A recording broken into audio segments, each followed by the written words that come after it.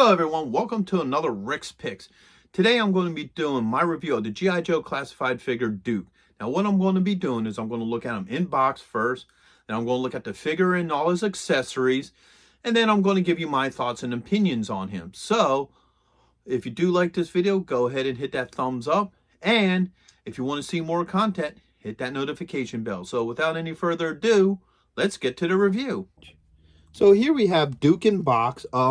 This is a real nice packaging. You get this nice picture of him on the bottom. You get a good look at the figure himself, the G.I. Joe logo and his name.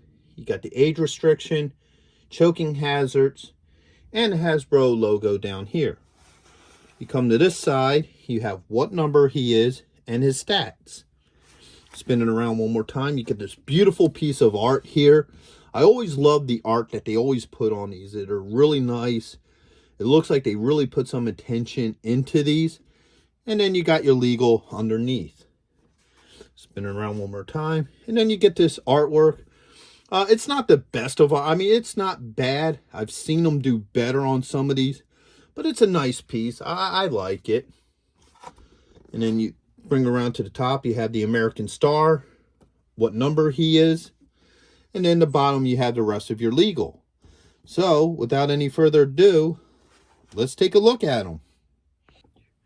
Okay, so here we have Duke out of box, and he's a pretty good looking figure. I like him. I like the color code that they put with him. It's almost a remnants to the original Duke figure, so let's give him the rotation. You know, and the thing I keep on saying about these figures is I love the detail to them. I love like some of the color contrasts. I love that they give him the little metal here. You know, all his gear looks proper for the character. You know, overall, I think he's a good looking figure. I even like that they gave him like a military style haircut. So let's go through the points of articulation with him. So the neck goes up and down. The head's on a ball joint. He has a shoulder joint, a bicep joint, a double elbow joint. He has a wrist joint. He has a joint right here at the base of the ribs. So it allows him to go back and forth. And then one at the belt line. Allows him to twist. He has a thigh joint, a double knee joint, and an ankle joint. And I think, yeah, he does have a swivel at the boot top. So, you know, he pretty much has all the standard points of articulation. He does come, oops, let's get him standing a little bit better. He does come with a couple of accessories. So, first off, he comes with this backpack, which looks a lot like the original Duke's backpack. So, that's pretty cool. He has the goggles like the original Duke had, minus the strap. It doesn't have the strap. But overall, that's still, you know, a nice piece. He comes with a pistol. All right. And he also comes with a rifle. All right. So let's see how well all this equipment fits with him. Now, first off the backpack, there's a hole right here. Simple enough. It just pops in. Okay. He has the goggles here. Let's see how well they fit in his hand. Go with this one.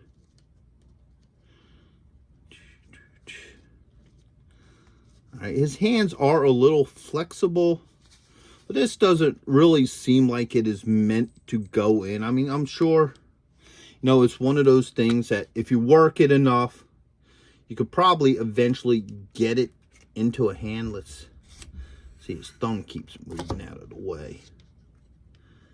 So let's try it one more time. Yeah, it's definitely one of those things. You would just have to play with it. It will eventually get in there. Let me really open up his hand. All right. And that's one of the nice things about these figures is their hands can be spread open. Okay, there we go. So yes, with a little bit of work, you can get the goggles into his hand. And then, you know, you just go from there how you want to position them. So it is doable. You just got to play with it for a little bit. And once again, that's one of the good things about these figures is that, you know, their fingers are a softer plastic, so you can move them around and, you know, get things into them. So, man, he does not want to stand right. So with this too, if you spin him around here, lift his arm, move his pack real quick, there's a little hole right here, and that's for this to get stored here. Just like that. So now his goggles are stored on his belt. Put his pack back on. All right. Now, another thing I like about these figures, and I always been saying this for a while, is they give them these little extra details. For example, if you look right here above his eye line, there's a scar there. And I like when they add little things like that to these figures, because it makes it look like they've actually been in combat. You know, they have done some stuff. They have seen, you know, once again, combat. So it gives the character a little bit more personality to it. So I kind of like that about these figures. Like I said, a few of them have that, like he has that. Gun-Ho, I think they gave him a little something under the chin and things like that. So it makes it look more like they have been around, that they're not just a bunch of rookies first time on the fight. So I like that about them. So next up, let's see how the pistol works in his hand. And the pistol goes in really nice. Nice and easy. Trigger finger and all. And then it just pops out. And he has a holster right here that the pistol goes in. Alright, and last but not least, the rifle. And I think the rifle is going to probably just go in just as easy. So let's get that in there.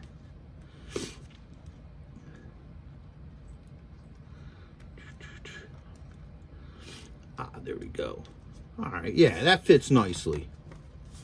So the rifle fits in nice. Now the problem with the rifle is he doesn't have a spot for it. Like I noticed with a lot of these classified figures, most of them have spots for all their weapons, so they could just hook the weapon on them and, you know, go, you know, and do what they got to do. Where he doesn't have a spot for his rifle, so that would just have to stay in his hand. But otherwise, overall, I think he's a good figure. Duke was never one of my top 10 figures, but he's always a must-have. You know, if you got a G.I. Joe collection, he's a character. You know, he's an iconic character. He's a must-have. But as a figure, he's a really good figure. I like him. I think the two things I personally would have liked to have seen different with this is, A, I probably would have liked to have seen a spot somewhere on him that his, you know, rifle can hook up onto, so he can, you know, maybe sling it over his back or something. And I think I would have liked it if he would have came with a helmet, because the original Duke figure did come with a helmet, you know. And I think those are my two pet peeves with this figure. But other than that, overall, I think it's a good figure. I really like it. So I hope you all enjoyed this review. If you did, go ahead and hit a like, hit that subscribe button, and, you know, if you want to see more, hit that notification bell. And also, if you like, check out some of my other playlists. I do have a G.I. Joe Classified playlist that have all my reviews of the other G.I. Joe Classified figures. I just recently did Serpentor and Dr. Mindbender, who are both exclusives. So go ahead and check those out too. So until the next one, late. Thank you for watching this video.